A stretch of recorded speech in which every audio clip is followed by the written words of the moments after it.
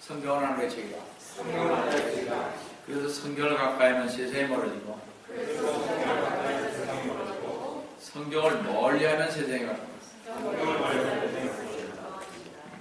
오늘도 주님안에서 여러분과 하나님의 은혜의 말씀을 나누려고 하는 것은 아까 본 교리 하나님의 말씀인 킹제임스 성경 시편 51편 5절, 시편 139편 13절에서 16절, 에레미야 1장 5절 넣어서 종말론적 요한계시록 강해 16번째인 제1부 말세의 시대적 징조 12번째인 창조에 도전하는 인간 복제라는 제목으로 이 시간 은혜를 나누려합니다.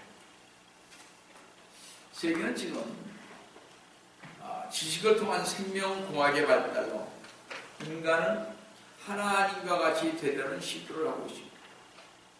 앞으로 15년에서 20년 안에 과학 기술로 인간의 한계를 뛰어넘는 놀라운 혁명이 이루어질 것으로 미 국방과학연구소나 세계 과학재단, 각 나라의 의학연구소에서는 보고 있습니다.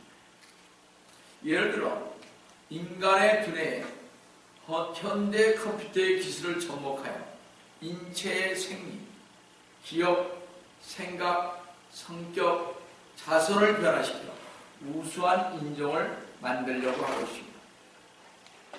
그리고 노인들의 감퇴해가는 기억력을 되살리고 학생들의 SAT 실력을 향상시키고 군인들이 전쟁터에서 일주일간 먹지도 자지도 않고 지낼 수 있는 약을 개발 중에 있으며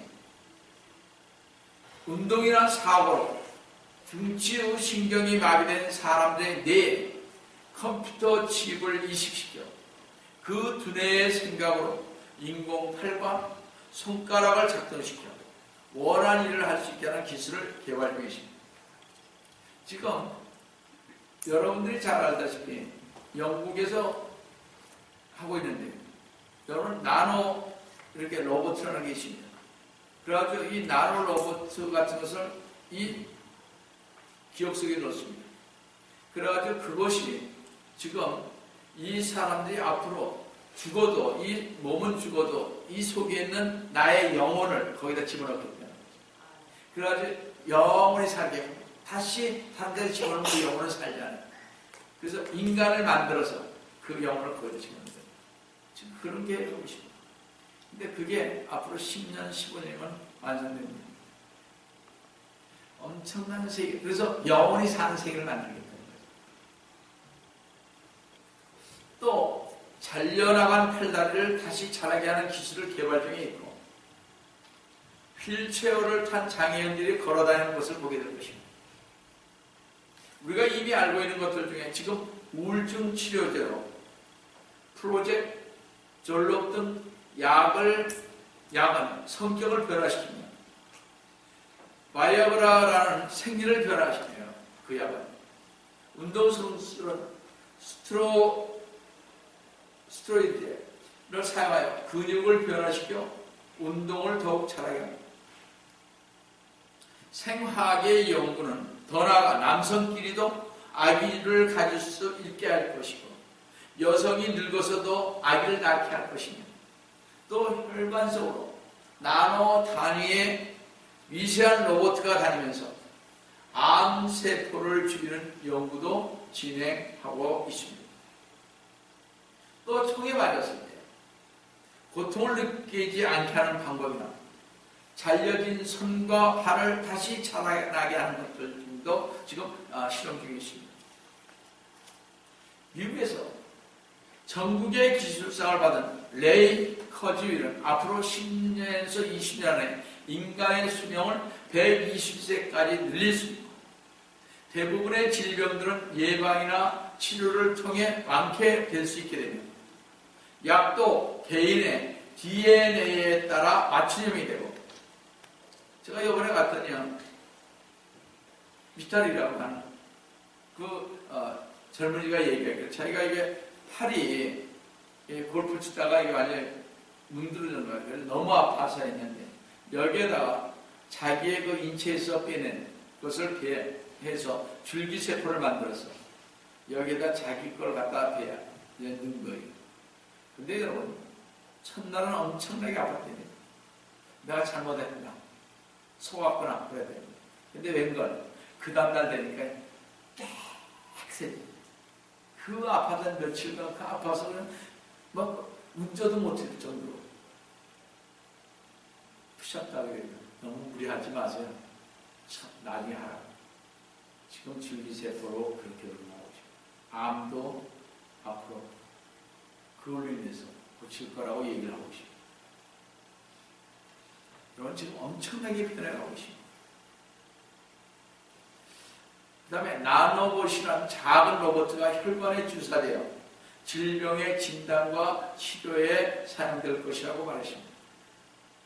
지금 미국은 맞춤 아기 주문 판매가 시작됐다고 2007년 1월 6일 워싱턴 포스트지에 실린 기사에서는 미국 텍사스주의 샌 안토니오에 위치한 에브라함 생명센터가 세계 최초로 애리조나주의 한 백인 여대생으로부터 기증받은 난자와 정자은행에서 구한 백인 남성 변호사의 정자로 22개의 배아를 만들어 맞춤 아기를 원하는 2명의 여성에게 각각 배아 2개를 시술했다고 합니다. 또요, 유타주의 한 항공사 여승무원 남자와 뉴욕주 의사 남성의 정자로 만든 배아를 곧 주문 여성에게 시술하겠다고 했습니다. 에브라함 생명센터는 배아 주문자들의 학력, 외모, 건강 등 자세한 정보를 미리 파악한 다음 결정할 수 있으며 앞으로 태어날 아기가 성인이 될 때 가상 모습도요 컴퓨터로 미리 알아볼 수 있다고 합니다. 난자와 정자의 제공자의 학력을 대졸 이상의 20대로서 정자 제공자는 박사나 변호사 등 고학력자로 제한하고 있으며 이들은 엄격한 신체 검사와 함께 성장 환경, 가족사, 정신질환 검사도 받게 된다고 밝혔습니다. 그래 우수한 인재를 받을 수 있지 않겠습니까?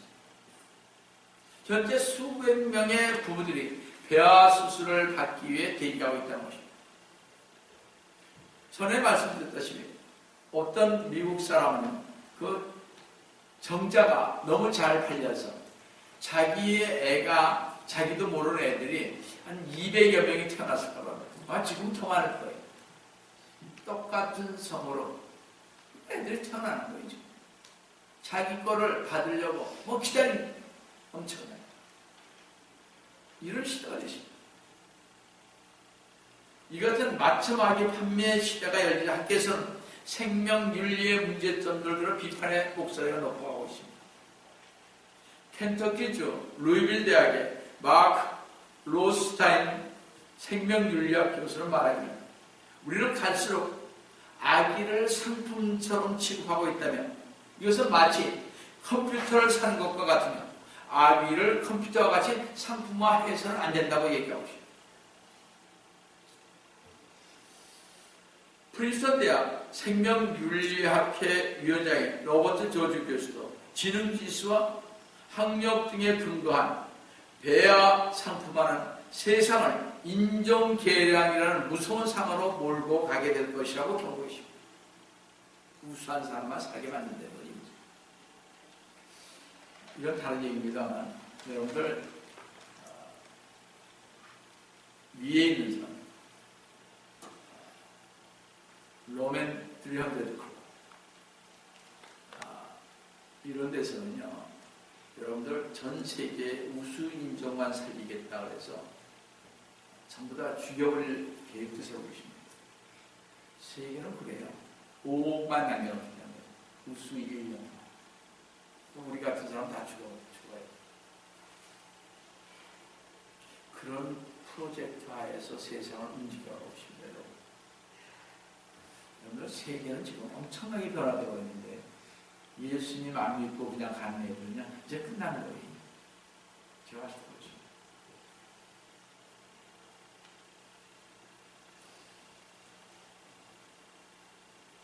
우리 성도들은 이와 같은 현실 앞에서 과학의 산물인 배아 인간에 대하여 성경적인 바른 생명의 가치관을 재정비해야 할 것입니다.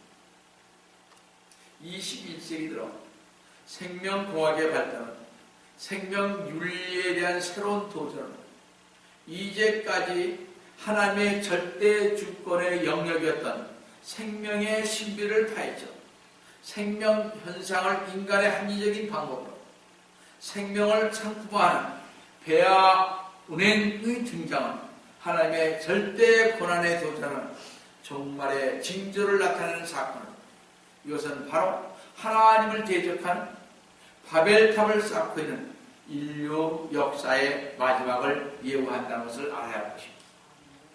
에레미야 1장 5절에서 보시면 내가 뱃속에서 너를 짓기 전에 너를 알았고 네가 태에서 나오기 전에 너를 거룩하게 하였고 말씀하셨듯이 인간의 생명은 하나님의 절대 권한에 속한 것이고 하나님께서 복중에 잉태되기 전부터 계획 가운데 창조하셨다는 것입니다.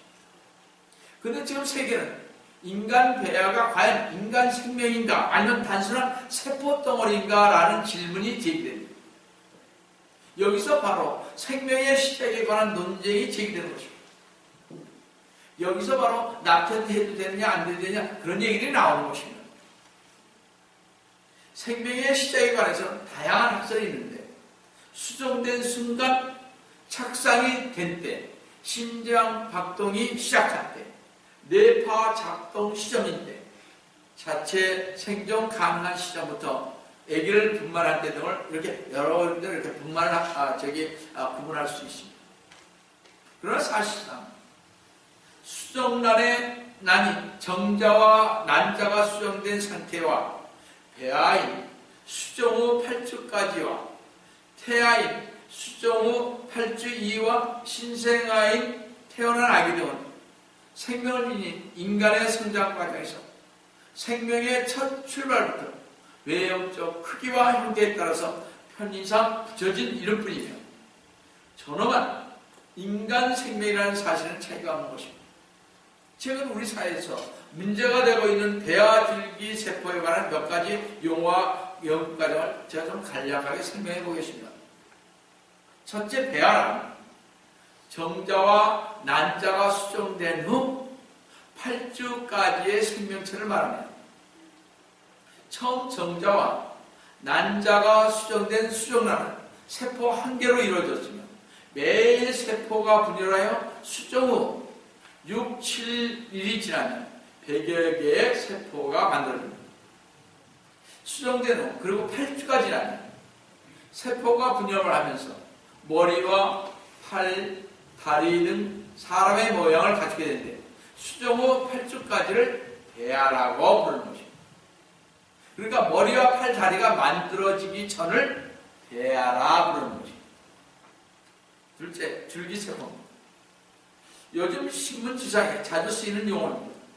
수정 후 6일째가 되면 신체 각 기관으로 분화하기 직전에 줄기세포가 형성됩니다. 세포가 줄기 모양과 같기 때문에 붙여진 이름으로서 줄기세포란 세포를 만들어내는 세포입니다. 다시 말씀드려서 신체를 구성하는 모든 종류의 세포를 만들어내는 세포인 것입니다. 그렇게 생명체가 살아있는 동안 지속적으로 분열하여 자기 스스로 각 기관을 복제할 수 있다는 것입니다. 이렇게 줄기세포는 배아에서 최초로 형성되기 때문에 보통 배아줄기세포라고 표현합니다. 성인의 몸에서도 채취되는데 이것을 성체줄기세포라고 부릅니다. 그래서 최근 귀에서 세포를 떼어내어 성공했다고 그러죠. 이것을 이 줄기세포에서 이렇게 아주 심장을 이렇게 만들어내는 것입니다. 자, 셋째는 요즘 배아 복제라는 말을 많이 쓰는데요. 복제란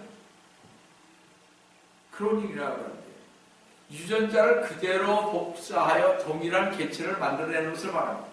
따라서 배아 복제란 수정난 상태에서 배아를 복제하여 신체의 장기나 조직을 배양하는 것으로 인간 복제처럼 또 다른 인간을 출생시키는 것이 아니라 질병 및 난치병을 해결하기 위해 폐하에서 줄기세포를 추출하여 인체의 장기나 조직을 얻는 것을 목적으로 향하는 복제인 것입니다.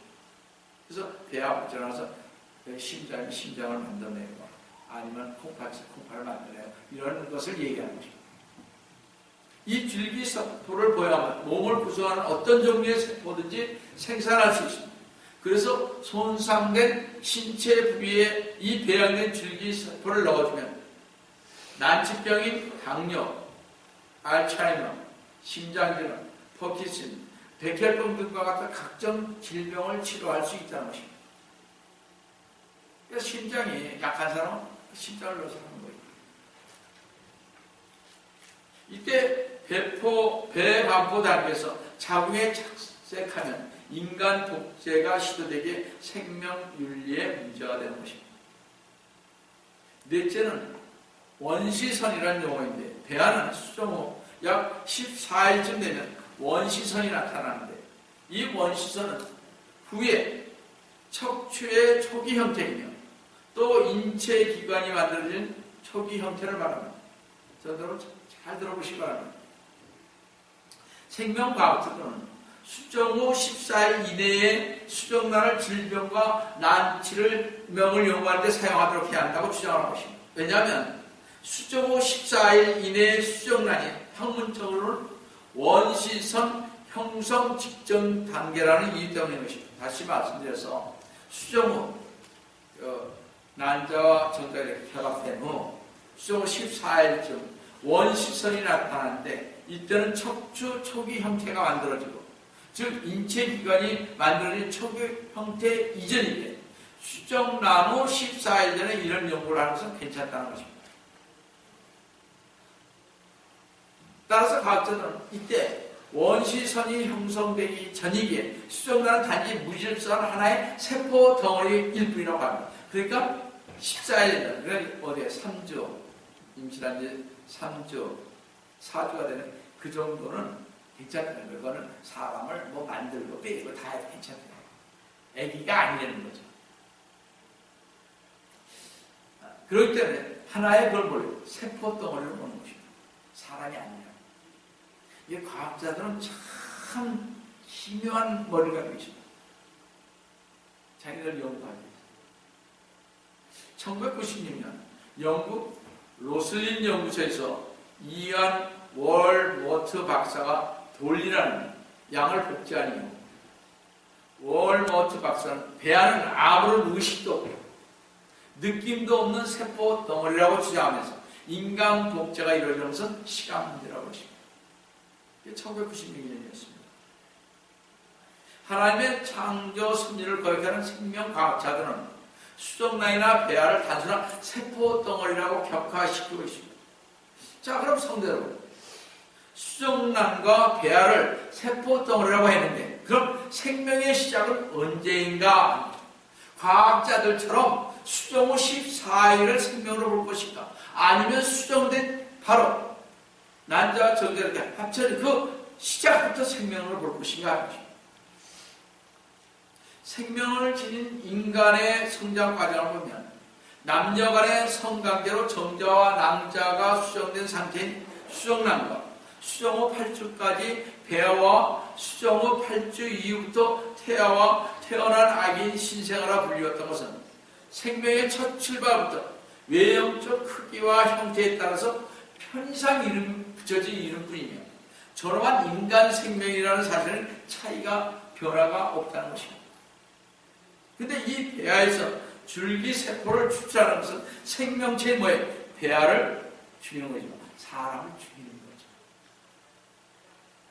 치료 목적을 위해 어떤 사람에게 장기나 골수를 넣기 위해 그 사람을 죽이는 것은 살인인 것처럼 생명체인 배아를 죽이는 것 역시 살인인 것입니다.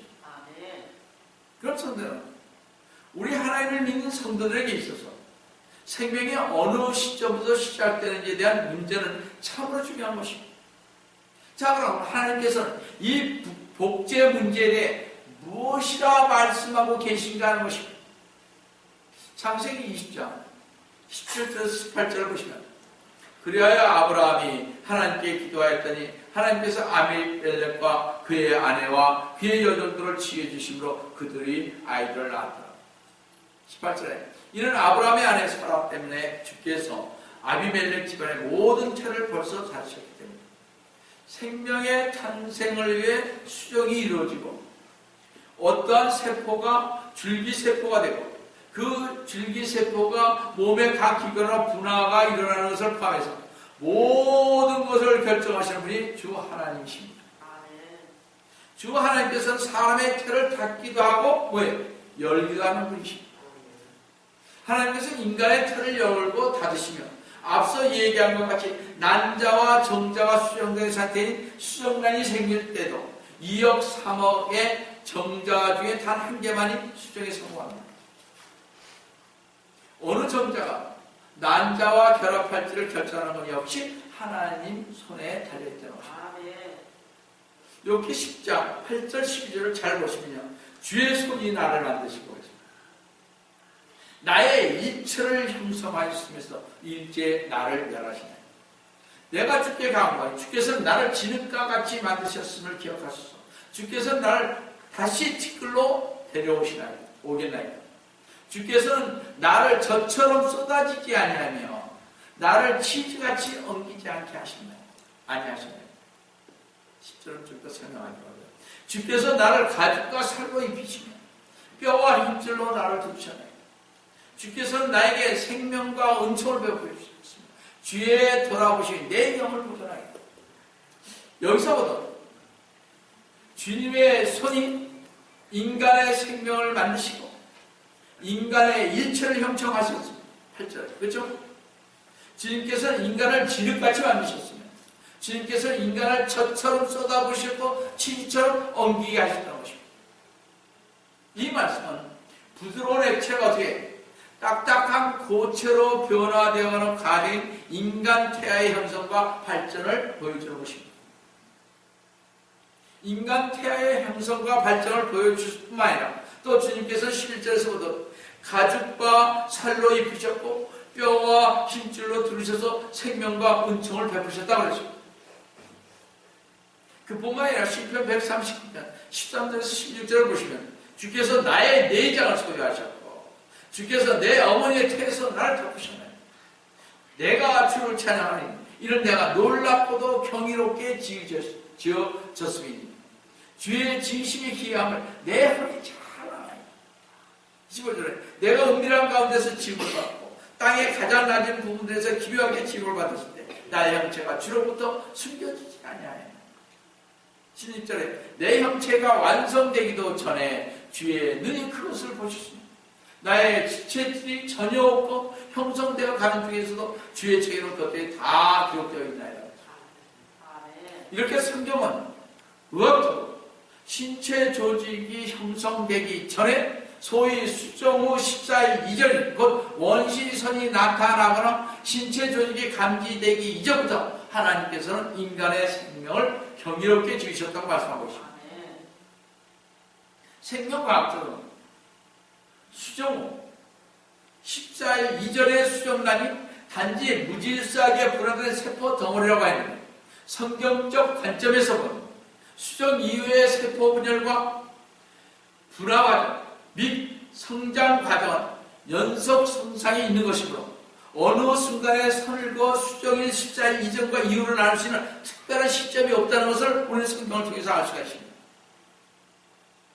수정된 순간부터 14일까지의 생명의 신비를 전혀 알지도 못하고 설명할 수도 없으면서 14일 이전까지의 인간 폐하에 대한 연구를 허용하게 되면 질병과 난치병을 고칠 수 있게 된다고 하면서 폐하를 인간 생명체가 아닌 세포 덩어리라고 주장하는 것이 얼마나 무책임하고 생명을 경시하는 큰 오류를 범한 짓인지를 공학자들은 깨달아야 할 것입니다.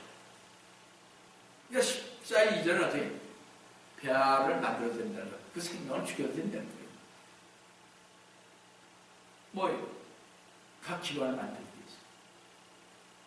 지금 세계는 이렇게 변하고 있습니다. 하나님께서는 성도로 수정란을 형성하기 전부터 놀라운 성경의 신비를 정자와 난자의 부여해 놓았으면 정자와 난자가 결합하여 수정란이 형성된 이후 모태로부터 출생할 때까지의 과정은 생명의 신비가 연속적으로 펼쳐지며 하나님의 창조 질서가 진행되는 것입니다. 성경은 하나님께서 모태에서부터 인간을 지으셨다고 말씀하고 계십니다. 시편 71편 6절을 보시면 주께서 나를 모태에서부터 붙드셨으며 내 어머니에 비해서 나를 꺼내신 분도 주시니 내가 계속해서 주를 찬양하리라. 이처럼 모태에서부터 인간의 소중한 생명이 자라고 있는 것이며 이와 같이 생명의 원천이십니다. 하나님께서는 창조의 질서와 섭리에 따라 인간에게 소중한 생명을 주신다는 것입니다. 이 사실은 하나님의 섭리적 역사하심에 무지한 믿지 않는 학자들의 배아줄기 세포 연구는 잘못된 것이요.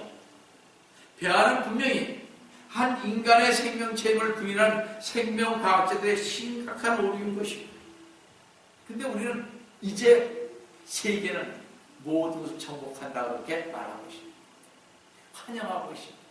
모르니까, 무식하니까 그렇게 얘기하는 것입니다. 이러한 주 하나님의 고유 권한을 인간이 침범하여 인간이 원하는 아이를 얻는 행위와 이것을 좋게 여기는 사람들과 학자들, 거기에 엄청난 연구를 쏟아부는 기업과 학계와 정부는 하나님께 불경스러워 하나님의 창조 질서를 거역하는 일인 것입니다. 성도 여러분, 그럼에도 불구하고 인간 복제가 상식이 되는 시대가 되었습니다. 왜냐하면 오래 살고자 하는 인간의 기본적 욕망 때문인 것입니다. 유기에서 말하는 오복 중에서도 첫째는 수인, 장수요, 둘째는 부로서 물질적으로 넉넉하게 사는 삶이에요. 셋째는 강령인, 몸이 건강하고 편안하게 사는 것이요. 넷째는 유호적인 도덕 지키기를 좋아하는 것이요. 다섯째는 고정명인, 제 명대로 살다가 편히 죽는 것인데, 장수, 즉 오래 사는 것을 5가지 복 중에 으뜸으로 볼 것입니다. 질병이나 전염병이나 전쟁이나 사고로 죽지 않고 병 없이 장수하여 천수를 다 누리는 것은 인간의 오랜 소망이었습니다. 그래서 사람들은 생명의 영장을 꿈꾸고 있는데 인간 복제를 통해서 불로장생이 이루어지라고 생각합니다. 생명연장의 꿈을 홍보하기 위해 2001년 8월 28일 방한한 클로드 라이언은 외계인이 인간을 창조했다고 믿는 라엘리안 무브먼트의 창시자이자 인간 복제 회사 클로네이드의 창설자로서 서울 신라호텔에서 가진 기자회견에서요. 새로운 것에 대한 거부 반응이 인간 복제 프로젝트를 위협하고 있지만 최초의 인간 복제는 앞으로 6 내지 24개월 안에 탄생할 것이라고 발표했습니다. 2001년 현재 한국 8명, 전 세계 200명이 이미 한국인을 포함한 수만 명이 복제를 신청했다고 하는 것입니다. 자기 것을 복제하는 거죠. 미국의 국가 태어난 지 10개월 만에 사고로 숨진 딸을 복제해달라고 100만 달러를 건네면서 시작한 것으로 알려진 인간 복제 시도. 그건 2001년 2월 18일 조선일보에 나온 말입니다. 이후 클로네이드사의 과학 담당의 이사인 브리지트 부아세리 박사는 2002년 12월 27일 미국 플로리다주 헐리우드에서 기자회견을 통해 30세의 미국 여자의 세포를 기증받아 복제된 3.2kg 된 여자아이 이브가 2002년 12월 26일에 태어났다고 발표했습니다.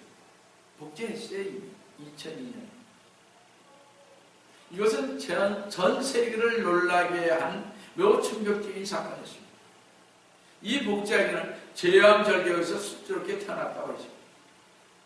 그들이 1월 4일 네덜란드 출신의 2명의 동성 연애자에게서 복제된 두 번째 복제아기가 출생했는데 두 번째 아기는 2.7kg으로서 자연 분만으로 태어났다고 하면서 오늘 2월차에 3명의 아기가 더 태어났다고 얘기했습니다.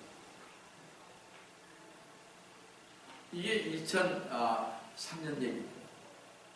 그뒤 이탈리아의 인공수정 전문의인 세베리노 안티노리 박사팀이 2003년 1월 복제인간이 출생할 것이라고 밝혔으며 중국계 싱가포르인 두 분과 2005년 가을쯤 출산 예정으로 복제 아기를 출산할 것이라고 싱가포르의 일간 스트레이츠가 2004년 6월 18일자로 보도했습니다. 한국도 여러분이 알죠? 황우성 박사가 어떻게 스피너계의 복제에 성공하지 않았습니다. 이제 한국도 똑같은 방법을 하고 있을지도 모릅니다. 현재 각국에서는 복제 아기 출산 발표로 인한 충격으로 인간 복제를 금지하는 법안을 내놓고 있지만 시간이 지나면 점차 복제 인간의 충격은 완화되고 복제 인간에 대한 거부감도 줄어들게 되어 복제 인간도 기정사실화 될 것입니다. 쉽게 얘기하면 저 같은 사람을 복제해서 수만 명을 만들게 되는 거죠. 그러니까 우수한 사람들 수만 명, 수천만 명을 만들 수 있는 앞으로 시대가 올 것입니다. 그러니까 다른 사람 다 필요 없어요. 이제 1978년 영국 올덴 병원에서 세계 최초의 시험관 악인 루이스 브라운이 탄생했을 때 전 세계는 과학이 하나님의 영역을 침범했다며 현재 복제 인간에 대한 충격과 같은 놀라움에 사로잡혔고 반대 여론이 일어났지만 25년이 지난 지금 어떻게 시험관 아기는 불임 부부가 아기를 가질 수 있는 가장 일반적인 시술일 뿐만 아니라 저희 주위에서도 시험난 아기가 태어나기 전에 전혀 놀라운 일이 아니라고 얘기하고 있습니다. 지금 시험관 아기가 얼마나 많이 태어나고 있습니다. 그 당시만 해도 제가 옛날에 이거는 하나님의 영역을 침입니다. 창조 질서를 파괴하고 시험관 아기 태어나는 것은 저기였습니다. 그런 지금은 아니잖아요. 마찬가지로 시험관 아기와 복제 아기는 그 내용에 있어 심각한 차이가 있으나 결국 어떻게 과학의 발전은 인간 복제를 수용하는 날이 그리 멀지 않았다는 것입니다. 지금은 여러분들 인간 복제를 많이 하고 있는데 정부에서 아주 강력하게 얘기하니까 이제 몰래하고 있습니다. 아마 제 생각에 벌써 2000몇 년입니까? 우리가 알기로는 2002년에 태어났다면 지금은 아마 수백 명, 수천 명 지금 영하고 있을 거예요. 우리가 몰라서 그렇죠. 이제 그분도 전에는 막 발표했는데 이제 발표 안 한다. 왜냐? 정부에서 규제를 해서 끊어버립니다. 지금 이런 시대가 되어버렸어요.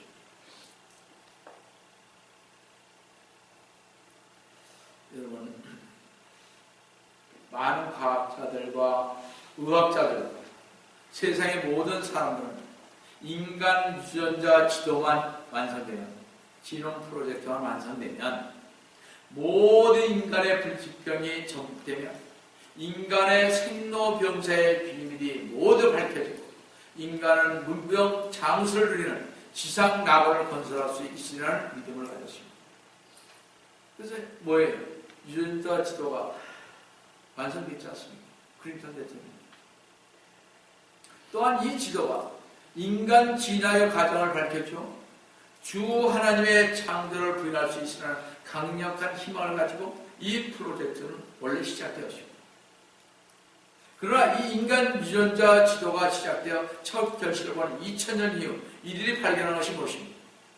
이 유전공학의 최고 권위자이며 인간 지놈 프로젝트의 책임 연구원인 프린세스 콜린스 박사는 내셔널 지오그래픽 다큐에 나와 처음 이 프로젝트를 시작할 때 나는 무신론자였지만 나는 지금 그리스도인이 되었다고 라고 인터뷰에 당당하게 밝혔습니다.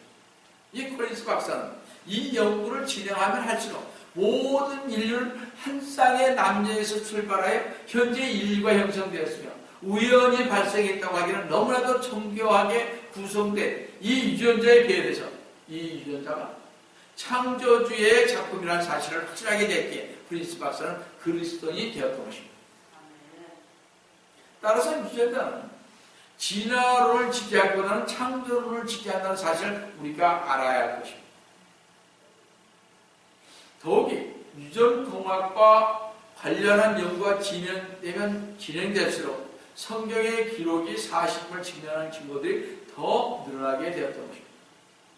이런 사실을 알고 인간이 하나님의 창조 질서를 대적하는 행위, 생명의 탄생은 생명공학자들이 아니라 오직 주 하나님께서 주관하시고 계신다는 사실을 알아야 할 것입니다.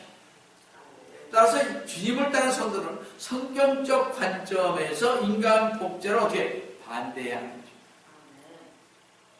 하나님께서 생명의 원천이십니다. 시편 36편 9절에 이런 생명의 원천이 주와 함께 있으며 주의 빛 가운데서 우리가 빛을 볼 것입니다. 생명이 있는 곳에는 하나님이 있다는 것입니다. 최초의 인간 아담부터 모든 인간을 하나님의 창조 섭리 가운데서 태어났습니다. 또한 하나님께서 정하신 가정에서는 남편과 아내를 통해서 다산하고 번성하라는 명령을 받았습니다.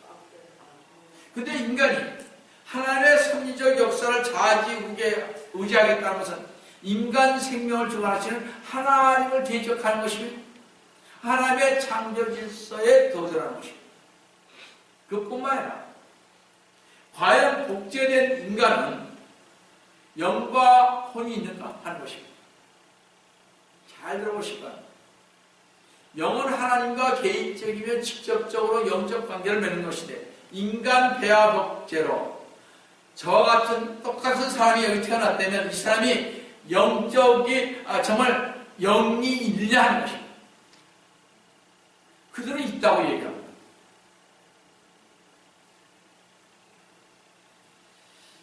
그러면 하나님과 이 복제한 인간이 교제할 수가 있는가? 영적 관계를 맺을 수 있는가 하는 것입니다. 맺을 수 없다는 것입니다. 왜냐하면 시편 50편 5절에 보시면 보소서 내가 죄악 중에서 조성되었고 죄 중에서 내 어머니가 나를 배웠나이다. 나를 배웠나이다라는 말은요 잉태했다는 말들로서 히브리어 야함으로 성교하다라는 의미입니다. 잉태했다는 말, 배웠다는 말, 나를 뱃속에 넣었다는 말, 성교했다 이런 의미. 거기에서 나온 것만이 하나님과 영적으로 교통할 수가 있는 것입니다. 나를 복제한 인간이 똑같이 생각도 똑같고 다 해도 영적으로는 하나님과 할 수 없다는 거예요. 그렇기 때문에 그 인간은 내가 그 안에서 신체에서 꺼내서 심장을 꺼내서 수술도 할 수 있다는 것입니다. 죽일 수도 있고. 이거 무서운 것입니다. 이게. 성경 아이가 생겼을 때 아이가 생긴 시점은 성교시 사정된 정자가 난자를 만나서 수정란이 만들어진다고 할 때 나는 살아있는 인격적 주체가 되기에 인격적 주체인 나가 되려면 수정이 이루어지는 순간 영과 혼이 이루어진다는 것입니다. 그러나 복제된 인간에게서는 하나님과 교제할 수 있는 영은 없는 것입니다. 이거 만들었으니까. 그래서 인간 복제는요, 하나님을 대적하며 하나님의 창조 질서에 역행하는 것이기에 우리 성도들은 단에 인간 복제를 반대해야 하는 것입니다.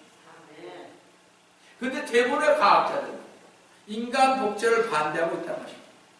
대부분의 과학자들이 인간 복제를 반대하는 이유는 성경적인 이유가 아니라 성공 확률이 극히 낮고 기형아를 낳을 수 있는 위험이요 돌연변이와 각종 기한 현상들이 나타날 것이기 때문에 그렇게 반대하는 것입니다.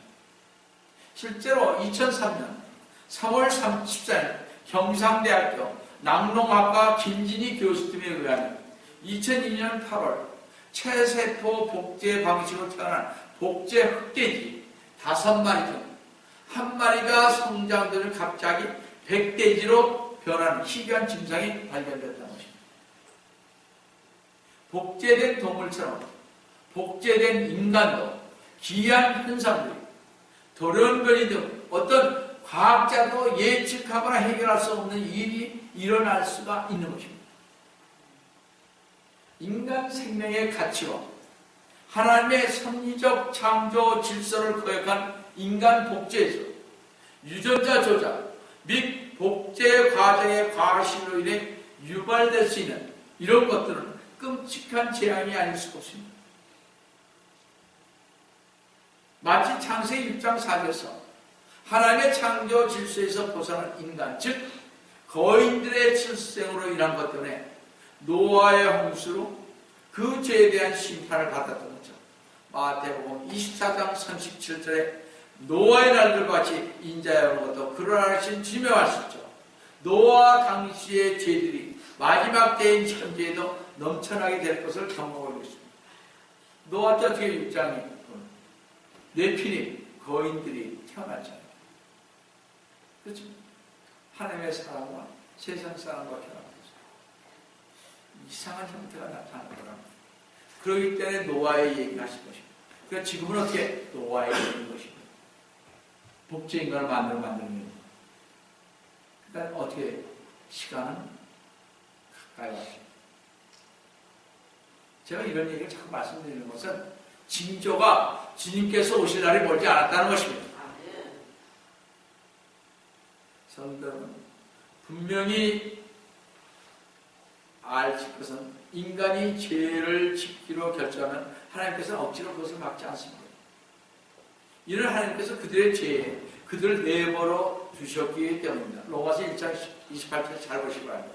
그들은 자기들의 지식 가운데 하나님 두기를 싫어하니 하나님께서 그들을 버림받은 마음에 내버려 두시어 온당치 아니한 일을 하게 하셨다. 내버려 둡니다. 너 그래? 하나님 싫어? 아, 그럼 나 마음대로 살아. 이렇게 얘기하는 거죠. 인간 복제 역시 갖가지 이유를 들어 과학자들과 국가는 합법화할 것입니다. 시도하는 것을 막을 수 없을 것입니다. 이제 앞으로 확산되고 보편화되어야 될 인간 배악 혁명은 하나님의 창조 질서와 과학의 자연 질서의 파괴 현상으로 노아의 때와 바벨탑을 쌓을 때 인류 역사의 심판이 있었던 것이 이 인간 복제는 인류 역사의 마지막임을 예고하는 종말의 신앙임은 여러분과 저는 반드시 알아야 할 것입니다. 성경대로 믿는 성도들은 하나님의 창조 질서에 도전하고 거역하는 것은 어떤 형태로든 간에 동참해서는 안 되고 하나님을 대적하는 과거로부터 성별하고 이러한 시대에 최대의 징조를 보면서 깨어 있으라 하신 주님의 음성에 깨어나서 주님의 재림이 다가오고 있음을 명심하시면서 남은 여생을 주님 앞에 어떻게 드릴지를 다짐하시면서 시간을 아껴 주님의 증인된 성도가 되시기를 속히 오리라 하시오. 주 예수 그리스도의 이름으로 축원드립니다. 다 같이 하십시오. 사랑하는 하나님 아버지, 이제 이 마지막 시대의 징조를 보았습니다. 이 마지막 시대 하나님의 창조 질서를 거역하는 하나님께서만이 인간을 창조하시는 이 시대에 이제는 복제된 동물들뿐만 아니라 복제된 인간들을 만들어가고 있습니다. 바로 이것을 보면서 저희는 이제 주님께서 오신 날이 멀지 않았다는 것을 확신합니다. 주님, 더욱더 저희들은 깨어서 일어나서 이 시대를 바라보면서 주님의 재림을 항상 사모하며 소망 가운데 주님만을 바라보며 갈 수 있도록 도와주시옵기를 원합니다. 주님께서 제 예수를 함께하여 주시면 감사하고 주 예수를 받도록 하는 기도드립니다.